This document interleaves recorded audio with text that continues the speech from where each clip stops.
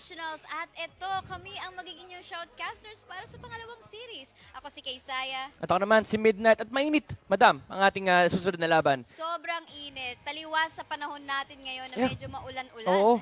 Ang magkalaban ngayon sa mga hindi nakakalam ay Pldt Smart Omega versus Bren Epro. Sila yung second round of semifinals natin. At ang manalo dito ay pupunta kagad sa Grand Finals. We already saw Signal Ultra Warriors advance sa ating Grand Finals. So ito yung magdidictate kung sino yung mga kalaban ng Warriors bukas. Definitely. Naghihintay din ang Suha Execution Punisher sa ating Battle for Third. Kung sino man ang matalo sa laban natin para sa pangalawang series, sila ang makakatunggali ng The Punishers. Ayan, makikita nyo naman yung bracket natin. This is already updated, no? Yung Signal Ultra Warriors talagang naghihintay na dun sa laban nila bukas. And yung makakalaban nila kung sino man yung manalo dito sa match ng Pldt Smart Omega versus Bren Epro. And syempre, hindi kung ikaw yung dalawang team na to, ayaw mong mag-settle for third.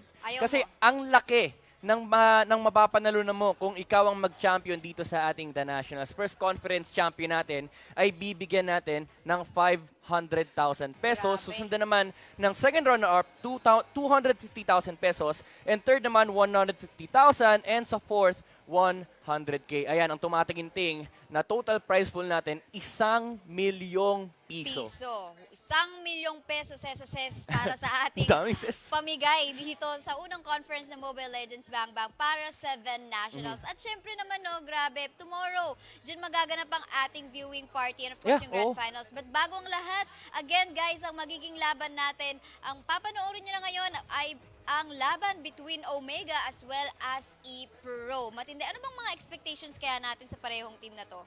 For me, Pldt Smart Omega, they're still the top team dito sa ating conference, even though may mga talagang mishap sila.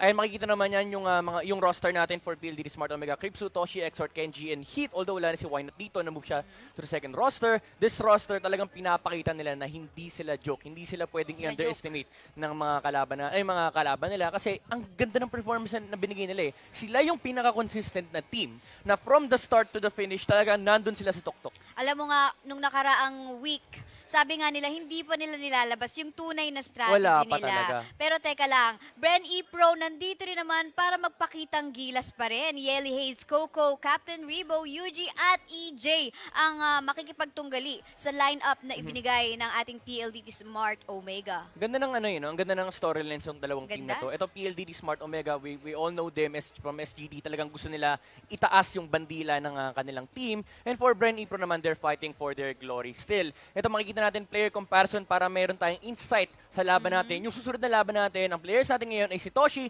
tsaka si Rebo. Marksman Mage for the PLDT Smart Omega side and multi-role naman. Ito yung talagang maganda for Bren Epro. Meron silang ganitong klaseng player na super flexible. Hero damage for Toshi 24%, building damage 27%, damage taken 9%, GPM of 749, and yung kill participation 62% alongside a 6.1 KDA. Meanwhile, sa side naman ng Dibo, hero damage 29%, building damage 40%, damage taken 14% of GPM naman with 675, KDA of 6, and kill participation of 70%.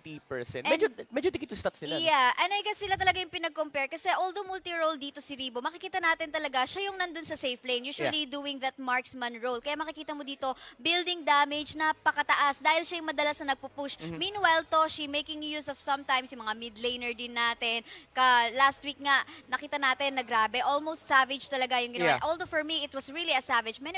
Anyway, head-to-head naman tayo na comparison dito between these two teams. Win rate for both of the teams, 73%. Look at that. For Team Omega, 50% naman for Epro. 3.45 KDA para sa Omega. Para naman sa Epro ay 4.14K. In comparison with their net worth, 43K for Omega, 37K for Epro. Lord take grabe, medyo dikit to. 13 into average to. And para lang sa Omega, Epro naman having that 14 turtle take, 33 on average for Omega, and 38 naman on average for Epro. Sobrang interesting nung yung Lord tsaka Turtle stats. Kasi if you're gonna think about the games ng PLDT Smart Omega, they're on the longer side. Sila yung may games na talaga mahaba. Bren Epro, most of the times na nananalo sila, even if natatalo sila, shorter side of the games. So, yung closeness, nakikita naman sa network di ba? Sobrang taas ng network ng PLDT Smart Omega. It's because sobrang tagal nga ng game sila. Pero for Bren Epro, kung may ganito ang classic stats, tas yung games mo may igsi, makikita mo na sobrang objective-oriented ng Bren Epro. Kumbaga nili-utilize nila yung oras na Exactly. meron sila. Pero guys, konting information pa lang naman yan para sa ating laban between these two teams. So pupunta muna tayo sa short break. Once again, kami ang magiging yung shoutcasters mamaya. Ako ulit si Kaysaya. At ako naman si Midnight at magbabalik ang The Nationals.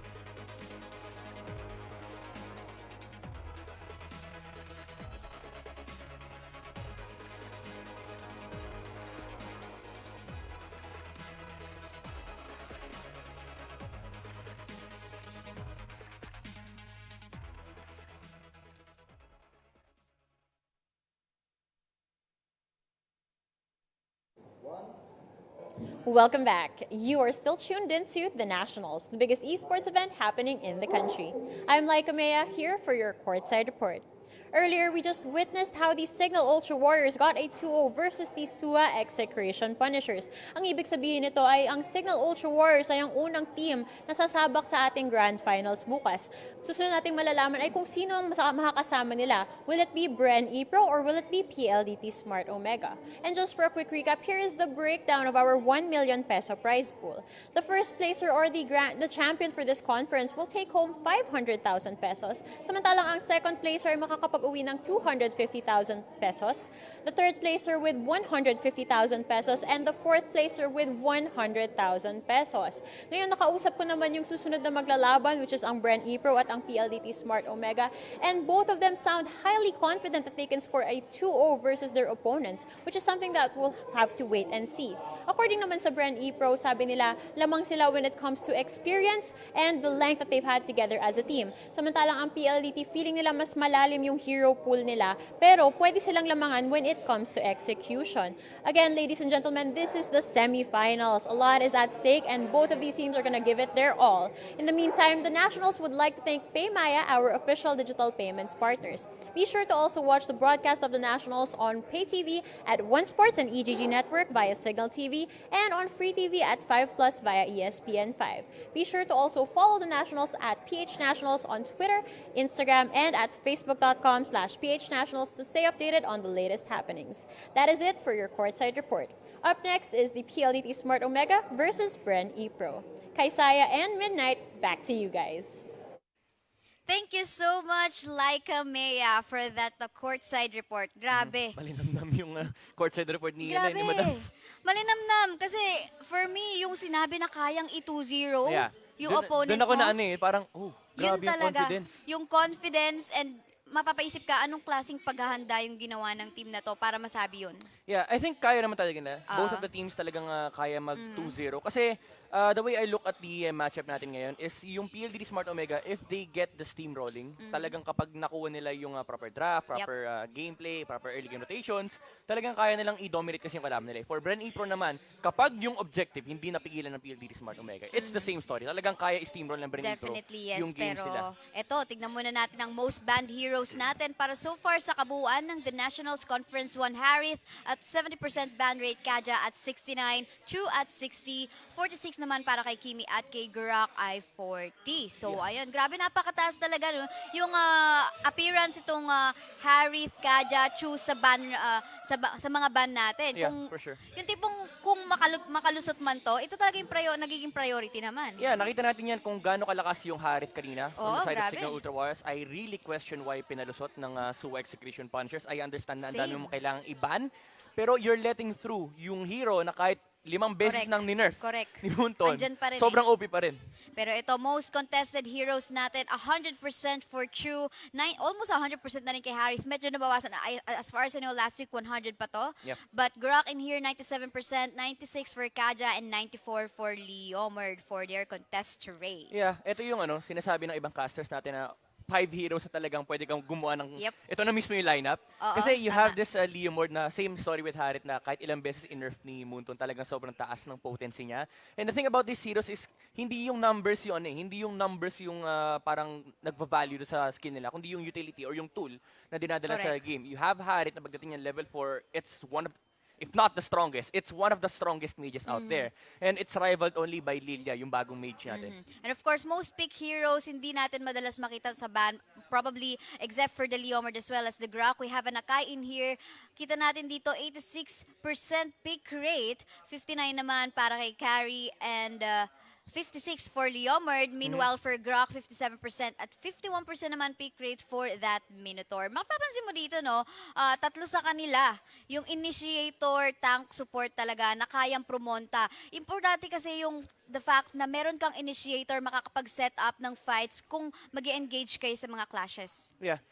Yung carry natin, medyo surprising na talaga nag-shift na yung priority ng mga teams natin towards the hero. Kasi before talagang si Claude. Si Claude yung mas gusto nila. The thing about Claude is... And Kimi also. Yeah, the thing about Claude is ang dali ang dali sirain nung early game ni Claude. And even if magkaroon siya ng magandang farm, talagang mas malakas si carry. Nako. Dahil nga naman sa true damage. Yeah. Pero ito, tignan naman natin. Very interesting, mostly used spells natin para sa kabuuan ng Conference for MLBB in here. Pati na rin yung mga bawat sa team na yan. So, but in general, we can see in here teleport, retribution, and yung sprint napaka-useful. Before nakikita natin, yung mga petrify. But here, napaka-importante yung mga pang-engage mo or disengage in the form of the flicker as well as the sprint. Yeah. And syempre, hindi dapat mawala. At least isa sa katim mo, merong naka-retribution. Kasi very important talaga yung jungling or farming in order for your team to get the items and the gold that you need. Yeah, one thing to note, yung execute natin, nagkakaroon na ng value. Before, naging meme yan na parang hindi ganun kaganda execute sa competitive games. Now, players started looking at the battle spell. May gamit. May gamit Kung makikita talaga. mo, may Grok na nag-execute. Shoutout kay Wolf. May Hayabusa na nag-execute. Yung Guinevere nilalagyan ng execute. It's a mechanic na parang hindi mo kasi pwedeng i-underestimate. Kasi if bumaba ka sa certain HP threshold, tapos ginamit yung execute, the thing about execute is hindi lang siya insta-kill. Meron ka pang cooldown reduction kapag napatay mo siya with the execute usage. So, ang taas talaga ng yung dala, kumbaga, nung battle spell. So, aside sa mga ibang nakikita nating battle spell, nakakakita na ng ibang use yung mga players natin. I really like yung ginagawa ng Signal Ultra Warrior. Sila yung may pinakamataas na count dito na execute, yung Hayabusa execute. Hayabusa execute, Kasi grabe. isolated hero siya. And the Hayabusa, the reason why you pick it into a draft is it matches up well against those isolated heroes as well. Leomord, Claude, Kari, lahat ng yon matutunaw sa Shadow Kill. And kahit man hindi sila matunaw, you have this battle spell na once na mag-fall nga yung HP threshold nila to a certain amount, talagang insta-kill. Nako, grabe, pang 1v1 nga naman talaga. At ayan na nga po yung free hit na nangyayari. Dito with the triple kill with the card na Kagura. Hindi po siya tapos, ladies and gentlemen, with the day, with the maniac over here. At ayan na nga po. Lagot, kinancel dito ng tropa natin. One charge sa apat. Sabay sumahog ang Joe. Namatay din ang Aldous. 2 for 1 exchange in favor of Bren. Dalawahin na natin double kill. Oh, Yuji! Yuji! Brief.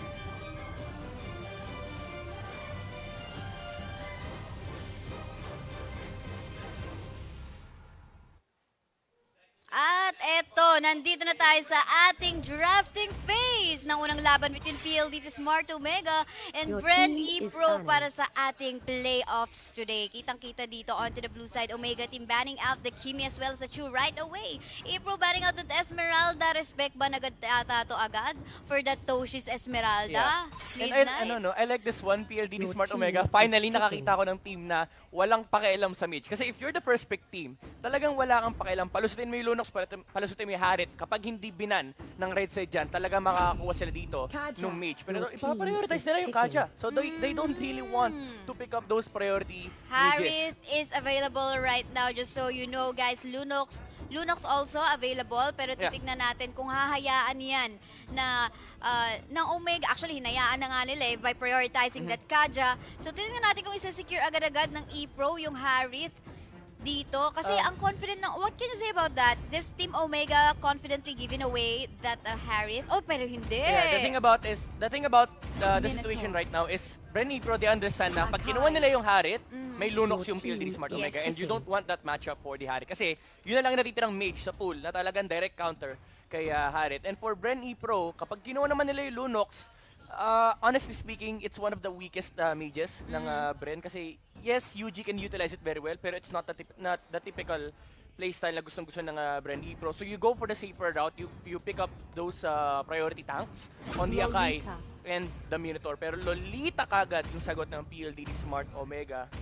And ayun na, kunin na Lihari. And most likely mababad Lunox doon sa straight Your face. team Most is likely, picking. yes, dito. A while ago nakita natin, di ba, on the first 3 picks sa kabuuan ng draft natin kanina, hindi talaga, parang ginawa talaga available si Yeah. Harith. Most likely, trinay ng Omega, okay na i-bait natin ang Epro na, bigyan ba natin tong Harith na to. But then again, maganda rin yung decision na ginawa ng Epro, prioritizing this tank support. Magandang initiate, yung hinahanap agad Your nila. team is Grabe yung mind games ng Omega. Oo, mind games to. They let Bren Epro pick up the 2 tanks. Then kinuha nila yung Harit kahit alam nila na may kahit alam nila na may Lunox. And what they do is pick up the Lolita.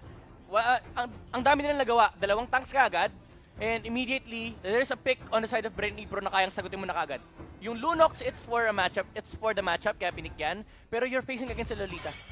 Lolita, yes, with a Your shield, team is pwede nga down. namang ma-deny dyan yung mga binabato dito ng ating Lunox. Taken away dito, tinanggal sa potential lineup na pwedeng gawin ng Epro is this Claude na alam naman natin, nilalaro din dito ni Ribo. Yeah. Kaya naman, medyo nagkakaubusan na ng marksman. Your Makikita mo team dito, is Granger picking. na lamang ang available na picking dito Yeah. for both of the teams for marksman. Pero it seems like, I don't know, Omega parang hindi sila problemado in case wala man silang marksman sa lineup nila. I think PLDT Smart Omega, they're still playing this one perfectly. Kahit mag-Hayabusa. Kasi they know, kapag binan nila yung Claude, ibaba ng Bren yung carry, then mag-Hayabusa yung Bren Epro. The only options that they have is Hayabusa and Thams. Pero remember, may Leo Mord pa yung PLDT Smart Omega. Kahit kunin ng Bren yung Leo Mord, makakapag-Hayabusa ang Omega. Correct. Terizla. Terizla though, ang ipaprioritize it seems ng Epro natin. Again, Leo Mord is available but they did not pick that one up. So as Tams din May naman. ipit sila dito in terms of the marksman. The only option that they have is the Granger. Kung maubusan man ng Granger, well, I don't know. Isa man sa kanila, Moskov is there, but you know, what we want, the carry, alam naman natin na nasa high pick din naman. Yeah. But makikita mo dito yung priority sa mga segregated lanes and yung mga tank support Just like in the form of the Sams and of course yung mga tank support natin, Kaja and Lolita, of course Akai and Minotaur as well. Pero I think you go Leo Hayabusa here or Thams Hayabusa. Ayun! Oh, double mage! Nako po, nakita natin to kanina. Nako, double mage setup for Team Omega. Ang taas ng potential nitong mag-assassinate din. Kakatapos lang nito itong Harith, Thams, Selena. Actually, the first team that used this composition was Bren Epro. Sila din mismo yung gumawa niyan. Yung medyo hybrid na tank core na Thams alongside 2 mages. Nakita natin kung gaano minasakit ng Signal Ultra Warriors yung Suwa Execution Punches kanina with the early aggression na may dala si Selena as well as the Harith. In here, they have both attempted to go for a no marksman lineup. We saw in here na for me overall, I think I'm liking the Omega lineup Yung early game pressure. Early game talaga. If you're gonna look at Bren Epro, who is the hero that you're looking to rotate with? Meron kang Akai, meron kang Minotaur alongside +1. Yung Terizla talaga mag-stay sa linya. So, ma-force out na lumipat ng lane either si Ribo or si UG. Pero as the Lunox, you want to invade against a lineup na kaya mo invade. Pero you're facing against a Harith and Selena. That's gonna be very hard to do. And dalaway naka-retribution. So in terms of jungling, mas mabilis yata silang makakakuha ng mga objectives dito. Yeah. And in case they want to deny from the jungle of the opponent, kayang-kaya. Kumbaga dalawa yung kayang mag-multitask. Okay, sige, kunwari malayo si Lunox masyado from a team fight. Okay, nandiyan naman si Harith to secure an objective. Yeah, I'm excited to see the early game rotation ng PLD Smart Omega. Kasi kapag na-pull off nila to, even if 80% lang yung execution ng rotation nila, Bren Epro, they might get dumpstered in this game. Titignan natin though, dito, Bren Epro might prove us wrong on what we have actually guessed in here in terms of kung sino ba yung potential na may mas magandang lineup. Meanwhile, recap muna tayo ng mga heroes na pinili ng ating mga players. For the side of Omega, we have in here Creepzu. For this Kaja, Heath. On this Lolita, Exhort naman gamit-gamit ang Selena, Kenji on this Tabs, and Toshi on this Harith. And on the red side, you have Bren, Epro, Coco sa kanyang Hellcurt, Yeli Hayes as the Minotaur, EJ on the Akai, UG as the Lunox, and Ribo naman sa kanyang Terizla. So si Coco yung Hellcurt dito, no? Uy, sa bandang baba ng mapa natin. Mano-mano lang dito, pero grabe naman, Divine Judgment. Napakasakit din. Agad naman ang damage ng Creepzu natin. Although makikita natin na level 2 pa lang siya. PLD Smart Omega, they went for the safer route, no? Kinuha lang muna nila yung buff nila dito and yung Selena nilagay nila sa may bottom lane. Oy, grabe nag-flicker in si Ribo doon. Si Kenji going so low. EJ, naman may konting palo dito. Pat sa kabilang banda, Ribo, medyo naipit na nga lang na first blood. Will go to the heart of Exhort. EJ, though, forced to back away. Hindi pa pala. Safe pa sa ilalim ng Torre. That's leader of health. Meanwhile, sa top lane natin, having a 3v2 situation in here. Toshi going so low hit. Napaback away. And this grab might be easily secured by Bren Epro kaya, but meanwhile, do not Toshi has an retribution to secure that objective. I was about to say na you're trying to get the crab against sa Harith. Medyo mahirap gawin yun. Against sa Harith na alam natin range damage dealer, plus at the same time may nakatagong retribution yan. Swift boots? Turtle resurrecting soon. Ito, makikita natin. Meantime, Heath, bantay na bantay dito si Toshi. Tamang protect lang. Ang lakas ng pressure nitong dalawa sa taas. Yeah, and Bren Epro, they tried to replicate the natural Harith counter. Ilagay mo yung Lunox sa linya. The thing about that is, hindi pa level 4 si UG at that time, so hindi pa available sa kanya yung talagang mataas na magic penetration. Although mataas naman talaga yung magic penetration ng isang Lunox, pero ang ine-expect mo kasi yung multiple order of yung multiple Yes, pero habang sinasabi mo yan, ito ang kaganapan. 1 kill's gonna go to the side of Epro dito, pero babawian naman ang Exhort. UG going so low. 1 more kill will be secured by Exhort and another one kaya dito. Ribo tried to go for the kite! Sino ang mamamatay? Unfortunately, though, Rebo will not survive. And a tier 1 turret onto the bottom lane part of the map will be pressured a little bit. Coco dito, Dark Knight falls. Suhuliin ang dapat mahuli. Cripzu dito will be taken down. Pero ang position sa ating Turtle, first objective of the game, will be contested by Team Omega. Madam, grabe yung presence of mind ni Exort. Alam niya mamamatay yung kaibigan niya. Although napatay pa rin siya ni Coco, yung prediction ng araw, nakita mo lang yun? That presence of mind from PLDT Smart Omega, those movements would prevent Bren Epro. Predict dito. Yun nga lang, si Coco nakakuha ng kill, pero Kenji mukhang babawi para sa kanyang kaibigan. Yun nga lang, ang daming rest back dito ng ating Bren Epro team. Iipitin sa pader. Naku, Kenji, wala nang magagawa. Overstepping here for PLDT Smart Omega.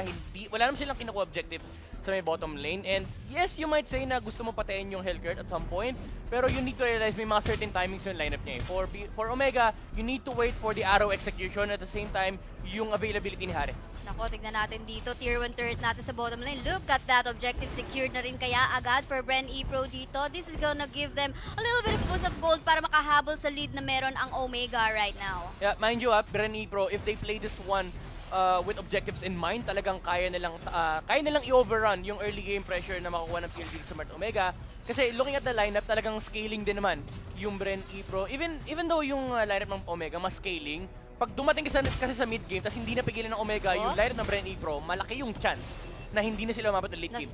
Na-stun dito just to stop that Terizla. Pero wala na follow-up. Then again, balik sila dito sa mga kanya-kanyang dapat nilang trabahuhin. Yeah. Kailangan mag-ingat ng Omega dito. They need to group up here for PLDT Smart Omega, pero tinamaan na si EJ. Although wala pang arrow from the Selena and Bren Epro, they just protecting the territory here from PLDT Smart Omega. Wave management ang isa sa mga dapat talagang bantayan ng parehong team dito. Looking at the top lane Aro! dito, looking good so far for Team Omega. They did engage in here. EJ tried to find a good position, but Exort seems like he will be taken down. Yeli Hayes dito, nako, nagtatry dito, makasurvive pa. Yun nga lang, mako-corner yata. UG tried to back away, but Minoan Fury did connect follow-up sa though? tatlo. At yun na nga, nakakuha na ng Torre, nakakuha pa ng objective dito in terms of kill, plus a really great precision doon sa ating Turtle side. It was really weird that they tried to fight that one out kasi alam nila na nandun yung turtle sa taas, pero Bren Epro, they could have just pushed the bottom lane, pero yun nga, nakakatukso kasi yung turtle na tinitignan ng PLDT Smart Omega.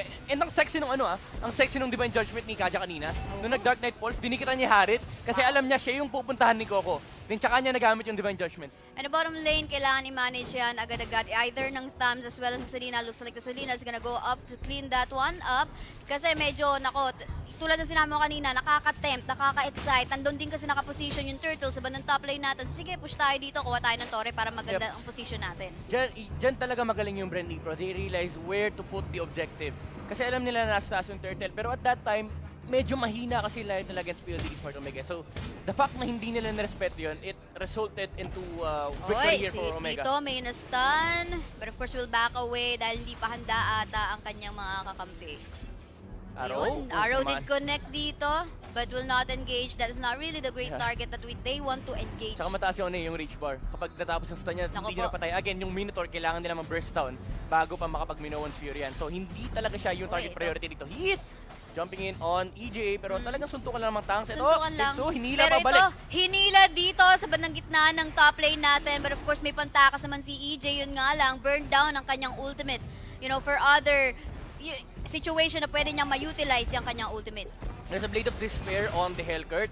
So ito na yung window na gustong-gusto ng Bren Epro, yung mid-game. Talagang kailangan lang nila mag-farm yung Hellcurt sa ibang lane. Kalahati na lamang ang buhay ni dito ni EJ, kaya naman tuloy natin kaya mga kaibigan. Hit! Nako, dito ultimate available! At oh my God! Tatlo yung tinamaan doon na tuloy-tuloy ang bakbakan dito, Rob. Rebo going solo, hindi na makakasurvive. Yeli Hayes, takas ka na hanggat may lupa.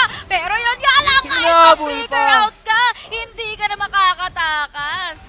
That was a very beautiful team fight execution by Omega. Hindi na nga kinailangan yung Numinon Blast para kay Yakai. Tinamaan ng araw, pero the setup was on to 2. Bren, Epro, wala sila nagawa doon. There were no heroes like Diggy to stop that team fight. And Omega, they're just steamrolling right now.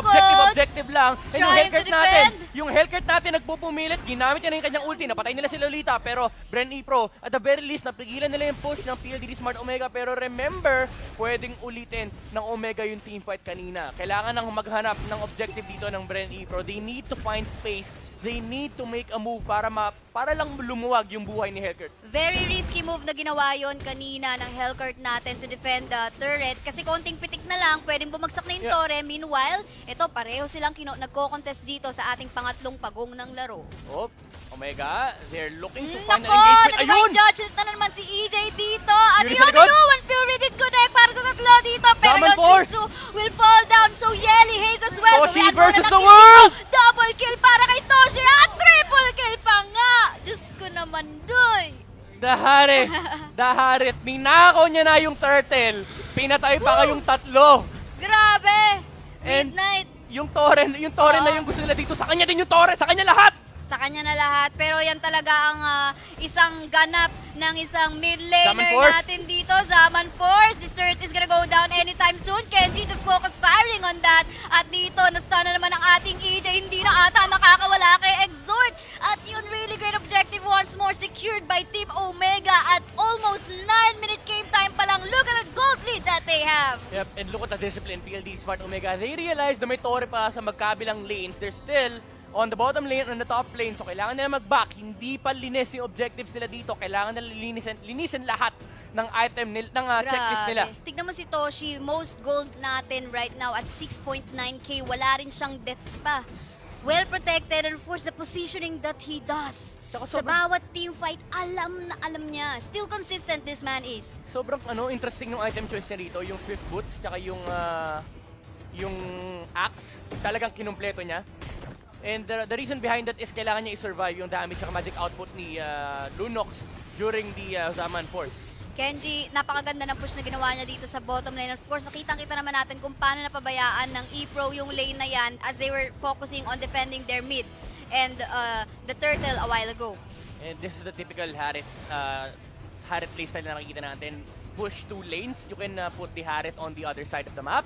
Tapos apatin mo yung isang lane. Although yung Lolita na sa may mid lane nag-clear ng minion wave. The thing about that is nakikita kasi nila Bren, Epro, talagang dikit-dikit sila. Hindi sila pwede mag-iwa-hiwalay kasi mahuhuli sila either nung Kaja, nung Selena, or yung Harriet. Yes, ang daming panghuli ng Omega dito. Napakatindi.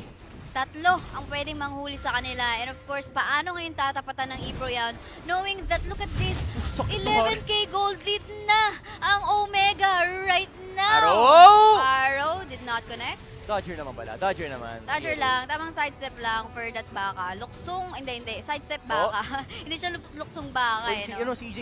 Oy, EJ, of Need to course. be very careful, He's trying to find a vision in here. Well, of course, na-report na yan. Kailangan lang makahanap ng Epro dito ng tamang Lolita posisyon. natin ang tapang. Well, bakit hindi ka magiging matapang para as a tank or support knowing that may item ka naman compared dun Araw? sa kalaban natin? And si LA's dito makakapag-Minown Nako Fury sa may po. tatlo pero hindi pa niya gagamitin. Wala pa yung follow-up, wala pa si Hellcurt. And malayo pa rin naman si UG. Katabi ni UG si EJ doon sa may bandang taas. So hindi sila makakapag-follow up agad-agad. Pero fortunately for PLD Smart Omega, mawawala na yung rage Alam mo, bar. kailangan makapitas dito ng Epro team. Pero sa ngayon, nahihirapan sila kasi sama-sama halos lagi ang Omega. Yeah, tsaka ang gusto ng Omega dito talagang i-sustain lang. Pero teka lang sa top lane natin, medyo na Luminong blast, pa-overextend natin Flicker! si Exort. Oh my Si God! Exort will fall down. Ako medyo napasobra. Pero ito, tuloy pa rin ang team fight ng kanya-kanyang miyembro ng bawat team dito. Ultimate coming out from EJ just to zone out Gripsu dito. Pero yun ang Minoan! Minoan Fury did once connect. Toshe going solo. Monster kill naman Toshi para kay versus Harit the world! Bren. At ito, Gripsu still doing all of the front line Oh my work. God, Toshi! Going solo as well. EJ Ribbon, ako handa na ba kayo tumakas? Unfortunately, Oh one more my triple God! kill in favor of Team Omega. And they're going straight for the win! Going straight for the win. Hindi na nila patatagalin to. At 12-minute game time, tatapusin na nila ang laban. Oh my God! PLDD Smart Omega with just one team fight victory. It secured them the game and the first game ng ating series. Ang tindi.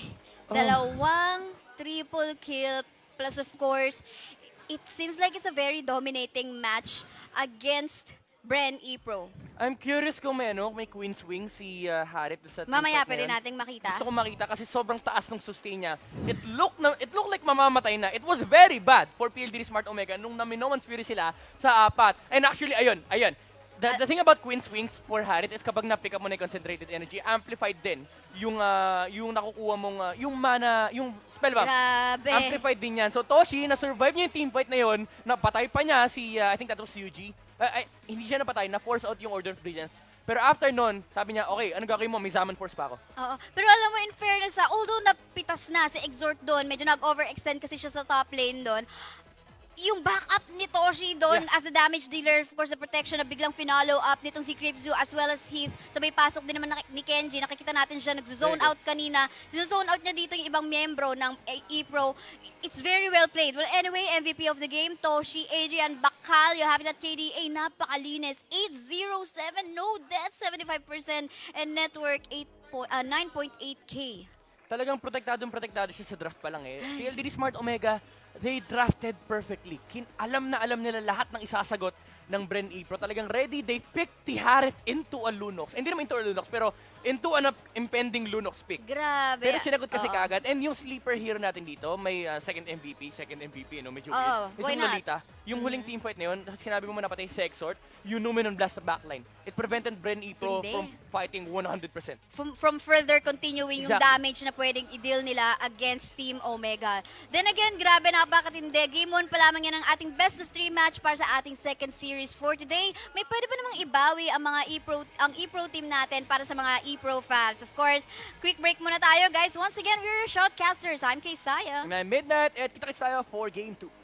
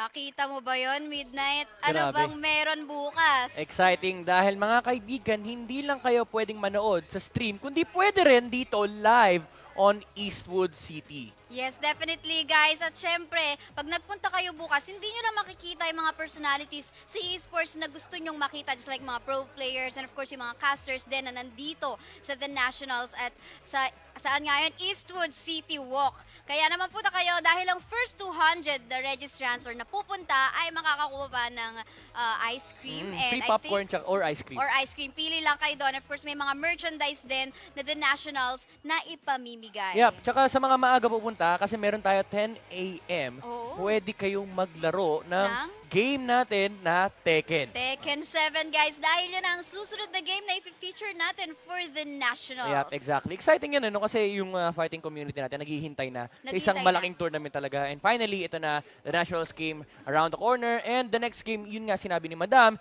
will be the Tekken. Tekken, guys. Kaya naman, abang-abang na kayo. Reserve nyo na yung araw nyo para bukas. Family Day, Friends Day, Meet Squad Up Day, TV, diba? Squad Day, kung ano man yan. Punta na kayo dahil we have the space We have the space. Yeah. Kung gusto nyo, ano nyo pa Pwede Yung kayo buong Eastwood makihalubilo, kumbaga. Ito yung ito yung finally magkakaroon kayo ng chance na makipag-interact with the community itself. Kasi syempre, kung maraming pupunta tapos nandun ka, part ka na nung isang malaking community Yes, and ng Mobile you Legends. are supporting the esports growth here in the Philippines. But then again, Series 2 pa rin tayo ngayon. Laban between Team Bren Epro as well as Pldt Smart Omega. 1-0 na ang score natin in favor of Team Omega. Titingnan natin kung makakabawi pa ang Epro on a 2-1 score or tatapusin na ba ng Omega on a 2-0. It's very likely. Talagang I'm not gonna sugarcoat it. Ang taas ng understanding ng PLDT Smart Omega ever since nung first week natin dito sa conference. Ito yung nilamang ng Signal Ultra Warriors against Suwa Execution Punishers. Isang team na talaga nag-i-steamroll. Ang ganda ng performance, hot streak yung Suwa Execution Punishers dito. Pero Signal Ultra Warriors, they stop the momentum. Sabi nila, 2-0. Ito talaga yung, kami talaga yung pang Grand Finals. And PLDT Smart Omega, mind you, they're facing a team na talagang championship caliber. They're up against Bren Epro na hindi naman stomp, pero it was showing na mas malino talaga yung understanding ng Omega against Bren Epro. Alam mo, kanina may narinig nga rin ako sa backstage a while ago when one of our courtside reporters were interviewing these players and teams. Sabi ng Team Omega, they're very confident daw na kaya nilang maka 2-0. And at the same time, ang sabi naman, on the side of Bren Epro naman, sabi nila, they got the experience, mas matagal silang parang formed na team, and doon sila naging confident. So, ito na yung battle of what strategy you have, what do you have in store for your team. Does it matter talaga kung sobrang tagal nyo na, or ano ba, nasa pag-aaral ba yung nagsusunog ka ng kilay just to understand and plan your strategies? Yeah, it's a double-edged sword kasi experience. Talagang minsan, may isip mo na parang sobrang tagal mo na naglalaro, pero at some point, kailangan mo siya mag-aaral. And yun yung dinala ng PLDT Smart Omega. The very thing that they have is the in-depth knowledge that this team knows. Definitely, nag-grow ang ating Mobile Legends Bang Bang. Hero pool is growing, meta changes from time to time, kada update. And yan yung dapat nating tutukan din sa mga players kung gaano ba sila nakaka-adjust sa mga changes sa laro mismo. Yep, pero ito. Game 2. Draft is already on the way. Kimi ban already on the side of Bren Epro. So no chance na makita natin yung hybrid mage na ginagawa ng PLDT Smart Omega. Actually, sila nag-introduce noon on the hands of Toshi. And for PLDT Smart Omega naman, respect ban lang on the Franco. Franco, nakita naman natin dyan na nakapaglalaro ng magandang Franco Gaming, Hook Gaming. Dito, ang Team Epro, kaya naman respeto naman. Still respected ng Epro team natin is at Esmeralda na napakita ng Omega from last week, yung almost savage kill na ginawa nitong si Toshi. Hindi talaga ako makamove on doon, man. Sorry. Ito, PLDT Smart Omega, talagang pinapalusot nila yung mga top mages natin. There was a time na talagang bawal magpalusot ng Harit at Lunox. Ngayon, yung mga teams natin, sige, palusutin nyo lang. Hindi naman na ganun kataas yung threat, lalo na na-nerf yung mga heroes natin. Pero the thing is, if you have a better understanding on the following picks, like for example, yung ginawa ng PLDT Smart Omega kanina, yung matchup between the Lunox and the Harith, kapag ganun ka-in-depth yung understanding ng kalaban mo, might as well ban those heroes out eh. Kasi Bren Epro, they're now put into the same position again, na mamimili sila between the Harith and the Lunox. Ito na, decision making ang kailangan gawin ng Epro dito. Ano mo, kukunin na ba natin yung Harith? Yeah. Or will we Kailangan still nilang i-replicate yung ginawa ng PLDT Smart Omega. Kasi kapag kinuha nila yung Harith at this point, Baka malolita lunok sila. Yup. Dito, Oh tamang my secure God. pa rin para sa Kaja natin. Of course, one of the highly contested heroes din natin, the Chu. Alam Yeah. naman natin, napakalakas itong mga zone at kung siya'y magta-tank support. At kung fighter naman siya, Oh. off-laner, grabe din naman yung damage. Replicate indeed, kinokopya na nga. Sabi ng Bren Epro, hindi kopya, kami unang nagdala nito, yung Harith ni Yuji and at the same time Kumbaga, yung Selena ni Ribo. Kumbaga sinasabi ng Epro dito, kami nga kaya talaga yung kinopya Yeah, nyo. oo. Babawiin Sa amin lang- nang galing yan, boys. Oo, babawiin lang ulit namin dito yung pinasimulan namin. There you go, the Lunox ban. Talagang tatanggalin lang nila yung top mage, and especially a direct counter against the Harith. Pero PLD Smart Omega, they really picked up they really prioritized the Kaja over the mages Still. natin. And Cho, si Cho yung dito yung exceptional kasi na-flex nila yung Bren Epro. Yes, hindi na ganong kadalas ginagawang tank si Cho, pero there are still sometimes na ginagawa siyang tank. Pero the thing about PLDD Smart Omega, they realize na makakapag-Harith yung Bren Epro. And Cho is one of the best ways to deal against the Harith. Kasi ang gagawin mo lang, itutulak mo siya, i-wave the dragon mo siya palabas ng Zaman Force. And dito, bidan na rin ang thumbs ng Team Omega. A while ago, nakita na natin yung power ng thumbs dito.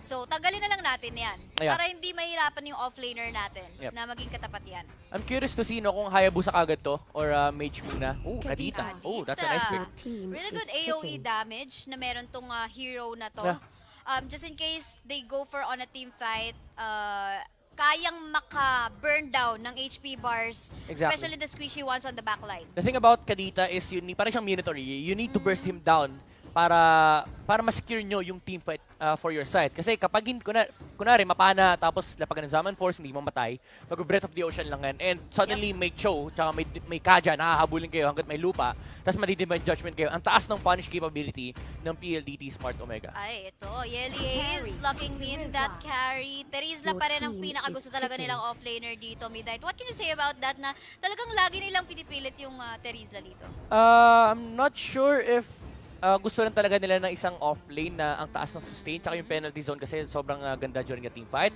Kasi if you're gonna look at the lineup ng PLDT Smart Omega, they're playing into this zone na dun sila pwede lumaban, and that's around either the Cho or the Minotaur. So Nako. si Kadita yung pupwesto dito for PLDT Smart Omega na kailangan siyang may dikitan.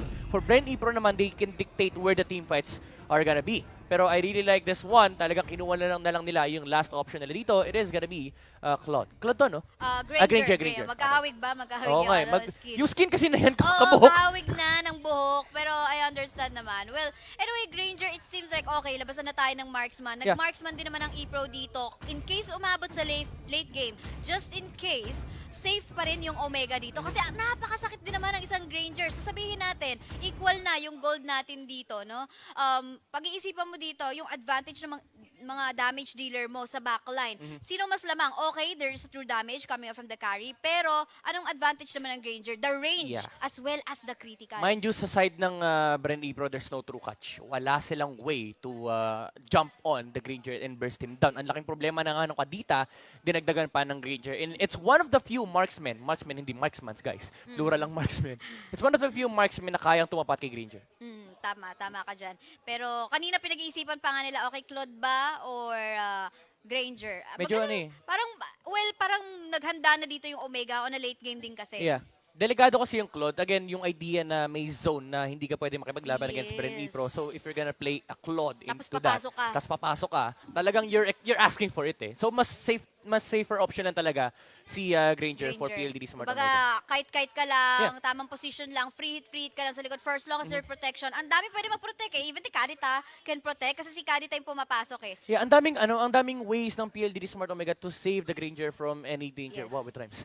Kasi kapag sinabi nating pumasok yung Selena or yung Harith, remember may Cho na kaya kang sipahin palayo kahit nga hindi na niya i-follow up, tapos mag-divide judgment sila ng ibang target, suddenly yung team fight ng Bren Epro split kagad into two.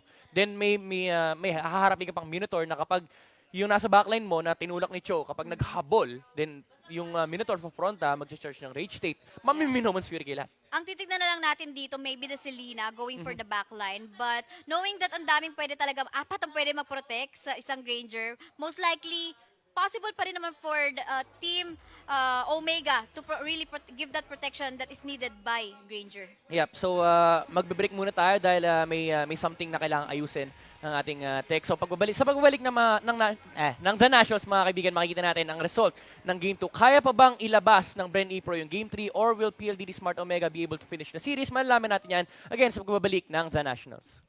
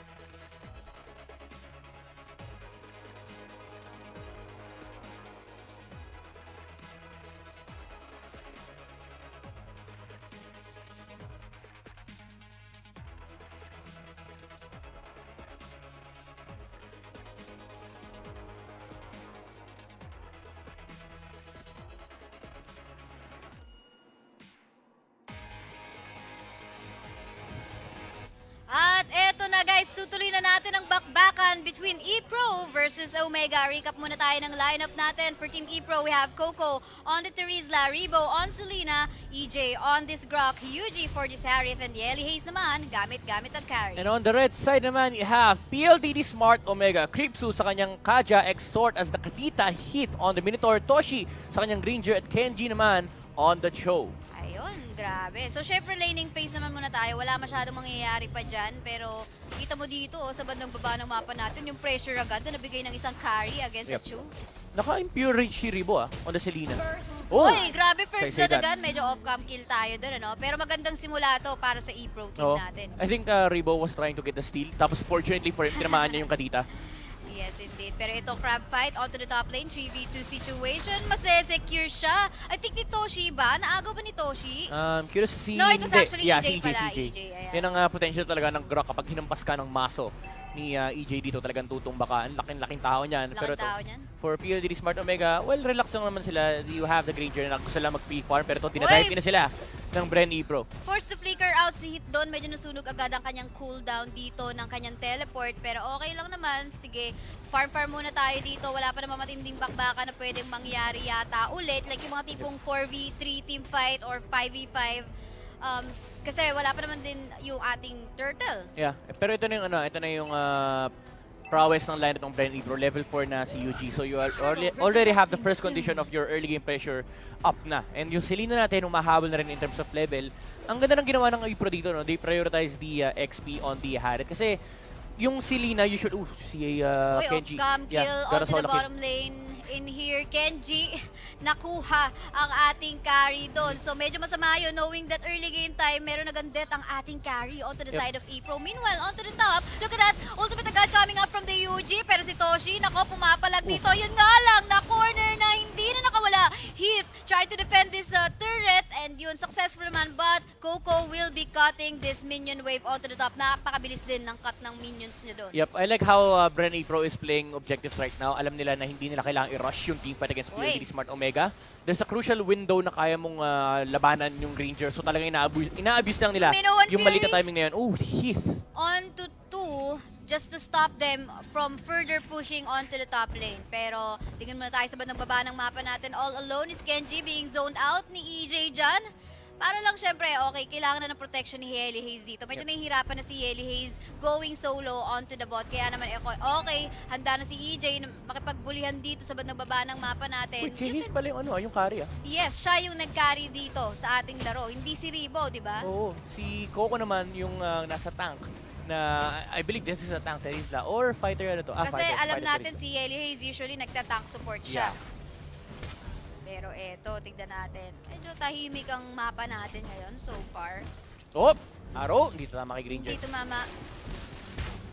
But Teresa, look at that damage din sa mga minions talaga. Allowing, inaalaw na lang nila na ma-secure ng Yep. Epro. Oh. Pero teka lang si EJ sa patagitna ng mapa, hindi na nakasurvive. Really pressured by that Kanita. That's a crucial kill for PLDD Smart Omega. That's the first kill of the game and that's the Grok. Talaga mahihinder Pero yung teka lang, pumasok protection. dito ang ating Chu. Grabe, flicker in, sabay Yeah. go. Palagan natin tong nag-iisang carry. Pero teka lang, sa middle lane, ako, grabe, nag-summon force pa dito para lang ma-secure, para hindi makaabante masyado ang If you Team can stop this, Omega. mas may But punish. no, hindi sila hihinto dito. He's going in with that Minoan Fury, pero flicker out para kay Crimson dito. Coco. Coco going solo. At ayun na nga, hindi na makakasurvive. Exhort as well, going solo. May wall tayo dito. Heath, meron pa naman pang dash away, kaya safe. Back to safety ang Team Omega. Heavy damage on the turret from UG with the Summon Force, pero that's easily punished here by PLDD Smart Omega. And I was about to say, yung moment na napatay ng Omega yung Grok sa may middle lane, that means na kaya pa pumatay na isa kasi walang protection yung Bren Epro sa may bottom lane. If hindi man nila mapatay yung carry, at the very least, that's heavy turret damage. Pero Bren Epro, continuous objectives lang after the takedown on the mid lane turret, turtle kagad-agad. Sige, nakuha nila yan. Pero itong si Kuya Motoshi dito will secure tier 1 turret onto the top lane. Meanwhile, onto the bot, we can see EJ dito trying to zone out the members of Team Omega. Pero yun, nagamit niya nga lang yung kanyang dash para lang makatakas. Nag-connect yung arrow dito, though of course hindi nila papalagan. Medyo may kulang pa sila in terms of level as well as equipment dito para pumalag sa tatlong membro ng Omega team. There's a Genius Wand already up on the Kadita, so talagang malilimit yung tankiness ng Bren Epro dito. Kasi mag-meltdown yung magic defense dito pero hinila! Divine Judgment dito para kay EJ. Kahit tanke ka pa, didikit ka sa pader. Pero teka lang, iba-burst down ka ng damage namin dito.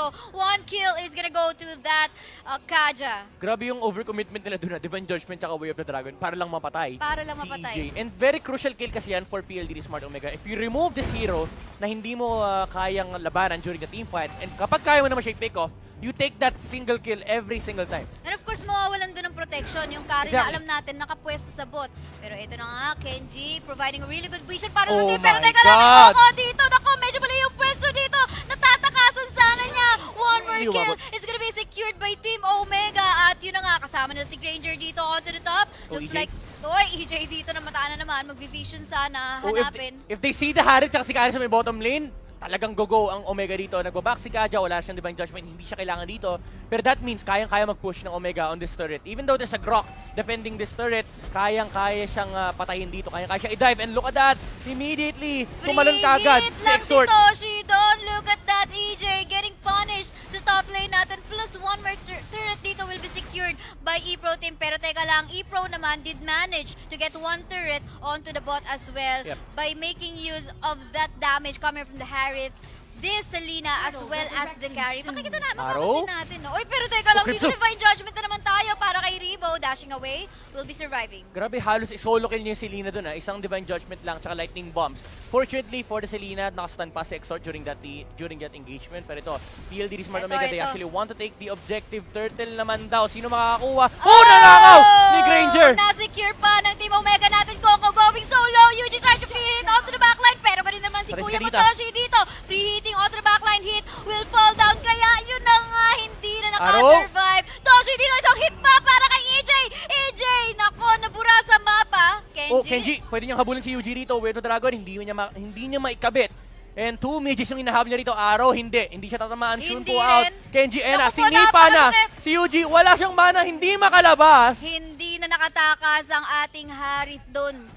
Anong nangyari dito, Midnight? Look at that gold lead na meron ng Omega right now. It seems like sometimes parang may laban yung Epro. Oh, Pero Toshi, teka lang Toshi! dito, 1v1! Sasamahan pa Oh, ng muntik na. Coco dito. Kamuntikan na si Ellie Hayes doon. With a true damage, nakakuha siya ng advantage. Arrow, hindi tatama kay Kripsu. And Kenji, just trying to steal the buff away from Bren Epro, pero it's gonna be protected here by the Grok. EJ, sino nakakuha? Hindi pa natin makita. teka Exort lang. taken down. Ripsudo going solo. Tamang mamba out na lang muna. Buhay na buhay dito si Kuya mo, EJ, having that full HP bar. Heath trying to back away. Of course, ito na mga members natin ng Epro. Basically, titignan-tignan lang siya sa mapa dito. Unless they got really the advantage on on Arrow. securing the kill. Nandito na si Oh, Rivo, no? Unfortunately, malapit na sa Torres, so they will back away. Yep. Bren Epro, again, you have this zone control against PLDD Smart Omega. The reason why napapatay lagi si Kadita is Oop. dun din naglalaro. Yun din yung idea ni Kadita. You play around this certain zone na gustong-gusto mong mag-initiate ng team fight. Pero sinabi natin kanina, it's the Minotaur. Dapat yung Minotaur yung naghaharap ng opening dito for PLDD Smart Omega. And the reason why nakuha ng Bren Epro yung team fight natin kanina, although yung extended team fight was won by PLDD Smart Omega, it's because of the Terizla. Talagang zinozone out niya lang si Kadita. Isa sa mga mapapansin mo, no, bakit ba nag-snowball agad itong team Epro, Team Omega Omega. natin? Kasi nakita naman natin, 2-2 naman yung score. On early game time, parang balance. Tapos biglang, in a spur of moment, biglang nag-snowball yata. Parang Yeah. pa 5K na yung lead nila a while ago. What is happening? Honestly, yung first kill kay Grok, again, minention natin to kanina, sobrang critical nung kill na yun. Kasi the moment na mawala si EJ sa mapa, it gives 2 access points sa PLDD Smart Omega. You can go to the top lane, you can go to the bottom lane. And mas juicy yung nakita nila sa buwa. Kasi it's just a carry. Anong gagawin ng carry, diba? Even if Yes. hindi nila mapatay si carry, that's the turret na pwede nilang patayin. Yung Bren Epro, busy sa may turret, sa may top lane, ikaw, you're already knocking on the front door. Kasi pag nabasag mo yung turret, sino lang yung magde-defend doon? Again, carry lang yun eh. And nakita rin natin na first blood ata ang ating carry a while ago. It was an Yeah. off-cam kill Yeah. against Genji. the Chu. Yeah. Yes. So I think naging factor din yun. Kaya naka-snowball din agad yung Team Omega natin. But then again, tignan natin kung kaya pang baliktarin ng Team Epro yung mundo na ginagalawan nila ngayon against Team Omega. At ito na nga, nasa game na tayo. The problem that Bren Epro is facing right now is again wala silang true catch. Ang hope lang nila na makapag-initiate sila ng team fight is either may ma-isolate target from the side of PLDD Smart Omega or may tamaan ng arrow si Selena. Arrow talaga. Kailangan talagang makatama yung arrow ng Selena natin dito. Or else, Oh, ito, tulad yes dito, naman. will they go for the engage? Ito, lumapit na si EJ dito, inuntok sa pader, Kripsu going solo. Oh, Kripsu! Try to back Nabuhay away, pa! Pero grabe, buhay na buhay pa. Sinundan ng damage That's the drop natin down. dito. With Oh, the Ranger, Fury! The Minoan Fury connecting to two. Very low na si Coco dito, will back away. And of course, playing safe. We can see Omega. Okay, balik mo na sila sa torre Yep. nila. And of course, kuha mo na ng buff. Pero tignan mo dito, si Chu.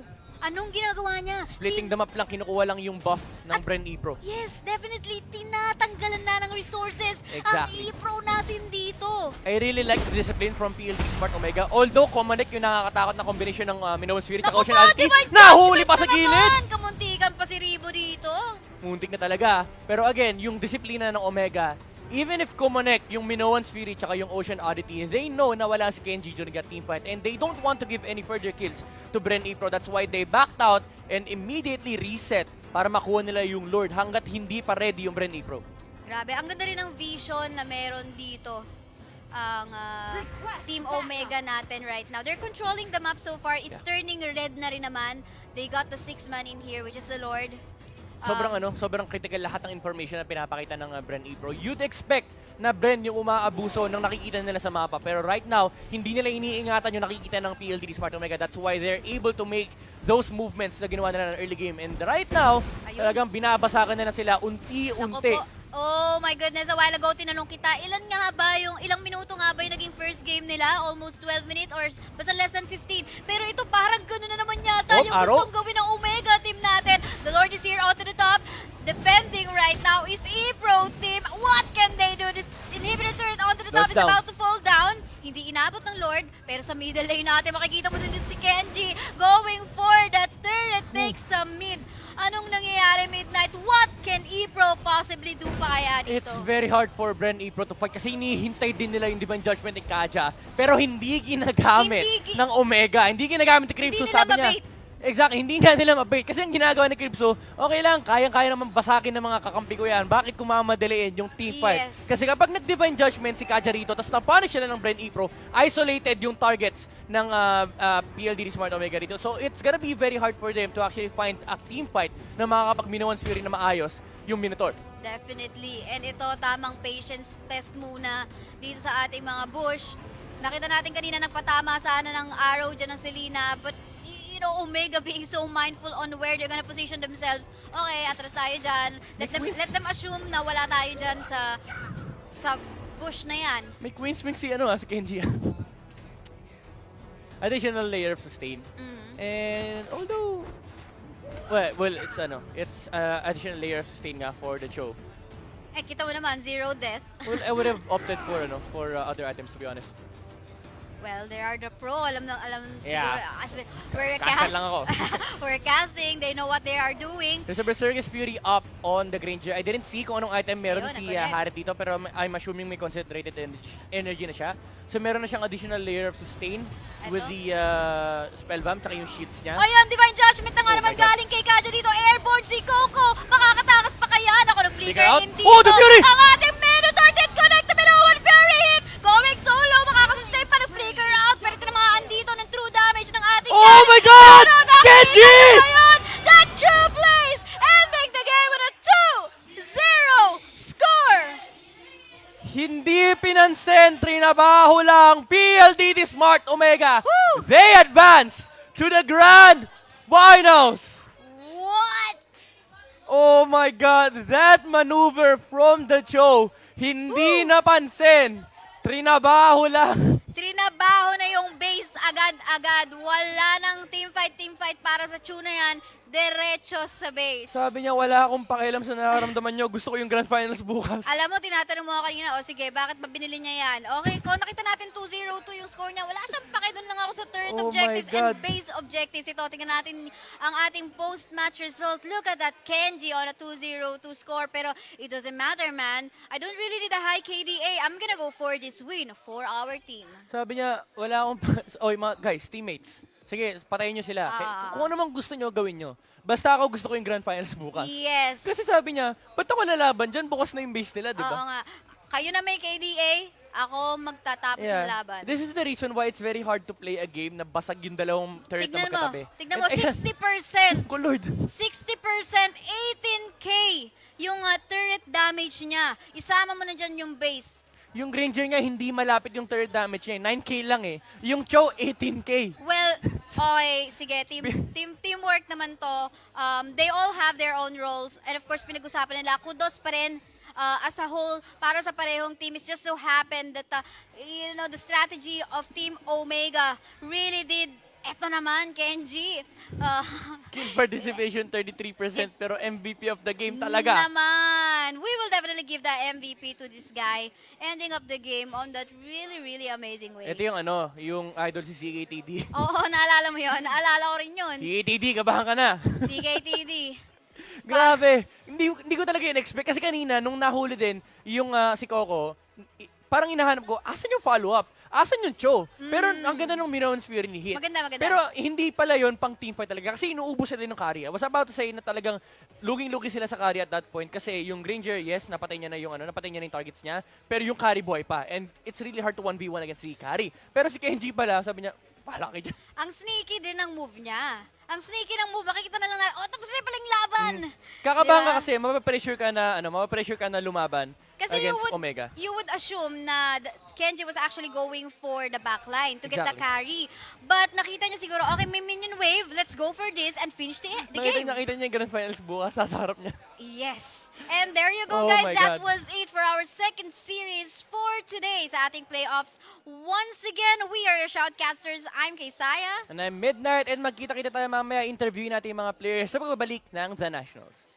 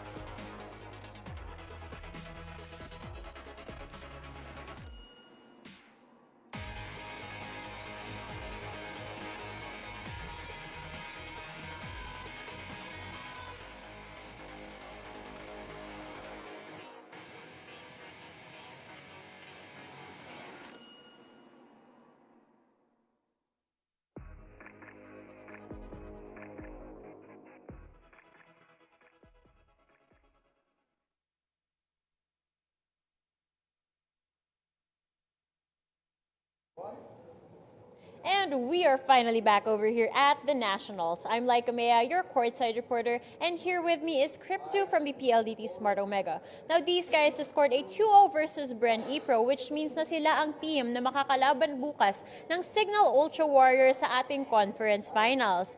Kripzu, congratulations! Anong pakiramdam mo ngayon? Wala. Feeling strong. That's nice to hear. You guys finished strong as well. So I have to ask you, ano ba yung pinaka-proud moment mo dito sa conference? Talunin yung mga champion. Yung Signal champion. Ah, okay. Who would you consider your toughest competitor in the conference so far? Siguro yung Signal. Sila yung makapasok ng playoffs eh. Sakto, sila ang makakalaban nyo bukas. So sa tingin mo, anong ma-expect namin sa PLDT Smart Omega bukas? Champion siguro. Wow, that confidence though. All right, we'll be looking forward to a good fight tomorrow then. This time around, this is your chance to give out some shoutouts to all of your supporters out there. Let's go. Shoutout kay Ninya Balayon, sa mga brother Dimulay ko, sa PLDT family, sa PLDT Smart Omega sa SGD, tsaka kay Boss Doggy yan. Yun lang, thank you. All right. Thank you so much, Kripzu, for your time. And again, congratulations. Good luck tomorrow in your fight in the conference finals. This time around, I'll be sending you guys back to our casters so we can wrap this series up. Kaisaya and Midnight, back to you guys. So much Laika Mea for that player interview. And of course, kay Kripsu na rin. Grabe ang confidence, no? Champion and champion. And he had the right to do so eh. Kung titignan mo yung record niya nung last game, siya yung Naman. target ng siya yung target ng Bren Epro, 107. Grabe, Hindi siya namatay diba? isang beses. Hindi siya namatay. Yeah. And ang ganda rin ng mga yung mga setup niya para sa team. Sobrang nakakatulong. And then again, yung confidence level. Yeah. Alam mo yung sinabi niya kanina na tinalo na yung mga previous champions, Signal, Ultra Warriors, as well as yung Bren Epro. Ang laking bagay nun eh. Kumbaga, hindi lang bragging rights. Yeah. And it tells you something yung capability mo na yung chance mo para bukas. And mind you, they came into the tournament na underdog. Sila yung tinitignan ng ibang teams na parang nandun sa gitna. Or Tama. even nasa baba pa. Pero Yes. ngayon pinapakita nila, they're definitely showing up against the top teams. Kayang-kaya nilang Ayun. pabagsakin yung mga yan. Eto na nga, tinitignan natin ang playoffs bracket natin, ng resulta para bukas. Tomorrow, you will see that battle for third match between Suwa Execration Punishers as well as Bren Epro. Kasama naman yan ang Grand Finals match natin na magiging best of 5. That is a match between Signal Ultra Warriors as well as PLDT Smart Omega. Yep, super exciting yung match na yan. Even if nakita na natin yung results before, sobrang yung Signal Ultra Warriors kasi consistently improving throughout the tournament. Yung PLDT Yes. Smart Omega naman, there's something new na dinadala talaga nila into the league. So it's gonna be very interesting para sa laban natin bukas. Again, para lang maulit natin kung ano yung mga laro bukas. The first match will be the battle for third ng Suwa Excretion Punishers against Bren Epro to dictate kung sino ang magiging third place natin. And for the grand finals naman, it is gonna be Signal Ultra Warriors versus PLDT Smart Omega. The prize pool for this tournament is ₱1,000,000. Champion will take home 500,000 pesos. Second placer, 250,000 pesos. K na nga, 1,000 pa, di ba?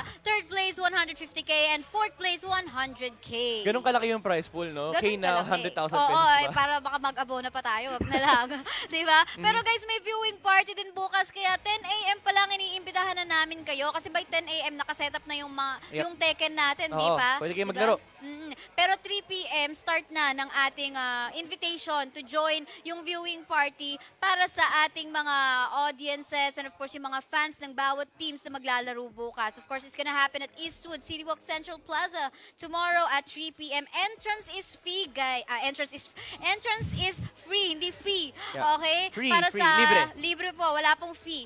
Para sa unang 200 na audience na darating, meron po kayong free popcorn and of course ice cream. Popcorn or ice cream? Or ice cream, hindi mamimili both. kayo. Between 6 to 9 p.m. And of course, meron din mga pamimigay na merchandise from the Nationals. Yep, so it has been an exciting day. We have been your casters. My name is Midnight. At ako naman si Kaysaya. See you guys again tomorrow.